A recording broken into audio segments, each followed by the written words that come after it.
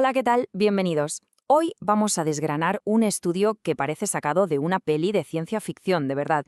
Plantea una idea alucinante. ¿Es posible saber lo que sentimos, incluso si no decimos ni una palabra? Justo esa es la gran pregunta, la que lo mueve todo. Y ojo, que no estamos hablando de lo típico de leer el lenguaje corporal, ¿sabes? De si alguien cruza los brazos y tal. No, no, esto va mucho más allá. Se trata de captar la emoción en estado puro, directamente de nuestros músculos, incluso en absoluto silencio. Bueno, y la pregunta del millón es, ¿cómo narices se puede escuchar una emoción que no suena? Pues mira, la clave está en una tecnología que básicamente nos permite cotillear lo que están haciendo nuestros músculos de la cara. La tecnología se llama electromiografía de superficie. Un nombre un poco técnico, sí, SMG para los amigos, pero para que nos entendamos es como si tuviéramos un estetoscopio para los músculos. En lugar de oír el corazón, capta esas mini señales eléctricas como susurros que los músculos emiten justo cuando se preparan para moverse, incluso si el movimiento es tan pequeño que ni se ve. Entonces, lo que hicieron los investigadores fue colocar unos sensores muy pequeños en músculos clave de la cara. A ver, no solo en el de la sonrisa, el cigomático mayor, o en el que usamos para fruncir el ceño, no. También en otros que usamos al hablar o para hacer esas microexpresiones que se nos escapan. Era como si estuvieran dibujando un mapa completo de las emociones en la cara de cada persona. Vale, ya tenían la herramienta. Ahora necesitaban provocar una emoción real, pero en un entorno controlado. Y pensaron, ¿qué emoción sentimos todos casi a diario? Pues eso, la frustración. Así que diseñaron un experimento súper ingenioso para sacarla a la luz. El experimento para los 12 participantes tenía 4 pasos. Primero, les pidieron leer unas frases en voz alta. Luego, que hicieran lo mismo, pero en silencio, solo moviendo los labios. Después venía lo bueno, una charla con una supuesta inteligencia artificial, un asistente. El primero era súper amable, pero luego llegaba el momento de la verdad.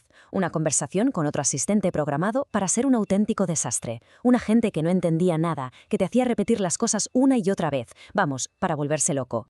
Y esta frase es un ejemplo perfecto del tipo de cosas que les hacían decir. ¿Por qué el propietario no responde a mi consulta? Dicha así, sin más, es una pregunta normal. Pero claro, si se la estás diciendo a un asistente inútil, que no te hace ni caso, la cosa cambia. La frase se carga de frustración.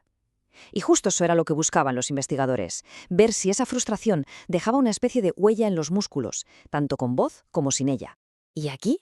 Aquí es donde la cosa se pone de verdad interesante. Porque, claro, compararon las señales de los músculos con las grabaciones de voz para ver qué método era mejor detectando esa frustración. Y la respuesta no se la esperaba nadie. Pero antes de ver los resultados, es súper importante entender una cosa. La señal de los músculos, la EMG, lo que mide es la intención de hablar, la orden que el cerebro envía a la cara. En cambio, el audio, el sonido, solo mide el resultado final. O sea, son como dos ventanas distintas que se asoman a la misma emoción. Y aquí está el dato clave. Fijaos bien en este gráfico. La precisión para detectar frustración usando solo las señales de los músculos, es la barra de la izquierda, alcanzó un impresionante 84,5% de acierto. En cambio, usando solo la voz, el audio, la precisión bajaba hasta un 73,2%. Es una diferencia brutal. Los músculos, por decirlo de alguna manera, estaban gritando la emoción mucho más claro que la propia voz. Así que la conclusión es tremenda. El sentimiento, la emoción, estaba grabada a fuego en el propio movimiento de los músculos de la cara. Daba igual si había sonido o no. Es, como dicen los científicos, una firma neuromuscular de la emoción. Pero esperad, que la sorpresa más grande todavía estaba por llegar. Es que no solo se podía detectar la emoción en silencio, sino que la precisión era un 2% mejor cuando la gente hablaba en silencio que cuando hablaba en voz alta. Parece que va contra toda lógica, ¿verdad? Pero los datos no mienten.